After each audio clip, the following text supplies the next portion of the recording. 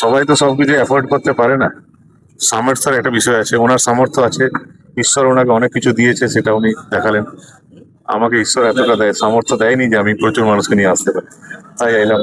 মানুষ আপনার সঙ্গে আছে পাণ্ডবেশ্বর? দেখুন, এখন পর্যন্ত তো তাই মনে হচ্ছে, এবং নির্বাচনে মানুষের উপর সবটা ছেড়ে দেওয়া উচিত। মানুষ যে সিদ্ধান্ত নেবে সেটা সবারই মেনে নেওয়া উচিত। আমরাও নমিনেশন করে মানুষের দরবারে যাব। আসার আগে আমি পাণ্ডবেশ্বরের লাউদুয়াতে আমাদের যারা দলের কর্মী আরো সাধারণ মানুষ তাদের সঙ্গে দেখা করেছি, তাদের কাছে অনুমতি নিয়ে আজ আমরা নমিনেশন করতে এসেছি। আমি বলেছি যে আমরা প্রচুর মানুষকে নিয়ে যাওয়ার আমার ক্ষমতা নেই, আপনারা আমাকে ক্ষমা করবেন, আমরা কয়েকজন মিলে নমিনেশন করে আসছি। ওনারা বলেছেন নমিনেশন করেছো, বাকিটা আমরা বুঝে নেব। আজকে আপনাকে মাছ নিয়ে দেখা গেল।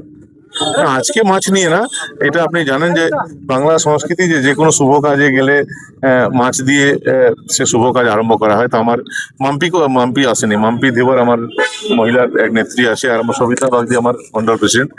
তারা বললো যে দাদা আমরা এই শুভ কাজ করতে যাচ্ছি, তো মাছ নিয়ে আমাদের যাত্রা আরম্ভ করা হচ্ছে, সেটাই করেছি। যেটা মানে প্রচারে বেরিয়ে কি কোথাও বাধার মুখে পড়তে হচ্ছে, যেটা বারংবার আমরা দেখে থাকি? কিন্তু বাংলার কালচার যে বাধার মুখে পড়তে হবেই, তো সেটা হচ্ছে, কি আর করা যাবে। কি ধরনের বাধার মুখে পড়তে হচ্ছে? এই যারা প্রচারে আসছে বাড়িতে গিয়ে তাদেরকে হুমকি দেওয়া, তাদের গার্জিয়ানদেরকে হুমকি দেওয়া, পোস্টার ব্যানার ছিঁড়ে দেওয়া তো একটা চলছেই। কোথাও কিছু ছেলেদেরকে পাঠিয়ে, অবুঝ ছেলেদেরকে পাঠিয়ে সাউটিং করানো, এগুলো করছে। সব মিলিয়ে সেন্ট্রাল ফোর্স আসার পরে কতটা আশ্বস্ত আর কি হওয়া যাচ্ছে যে এই ব্যাপারে আগামী দিনে প্রোটেকশন পাওয়া যাবে? দেখো, সেন্ট্রাল ফোর্স নিজের কাজ করবে, কিন্তু সেন্ট্রাল ফোর্স আমাদের চরিত্র চেঞ্জ করে দিতে পারবে না।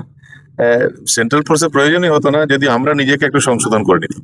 তো সেটার দিকে একটু নজর দেওয়া উচিত। এখানে যারা আছেন তৃণমূল কংগ্রেসের নেতারা, তাদেরকে বলবো নিজে থেকে সংশোধন করুন যাতে সেন্ট্রাল ফোর্সের প্রয়োজন না হয়।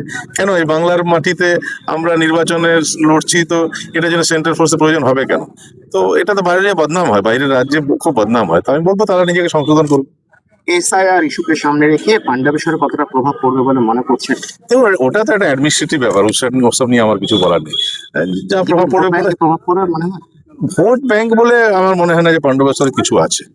ভোট ব্যাংক বলে কিছু না। আপনি যদি মাইনরিটিদেরকে যদি ভোট ব্যাংক বলেন, তো আপনি জানেন যে প্রচুর মুসলিম ভাইরা আমাদের সঙ্গে আছেন, যেখানে যাই তারা আমাদের সঙ্গে থাকেন। তো আমি ওই হিন্দু মুসলিমের বেসিসে কোনো কারো ভোট ব্যাংক হতে পারে, এই দর্শনে আমি বিশ্বাসী না।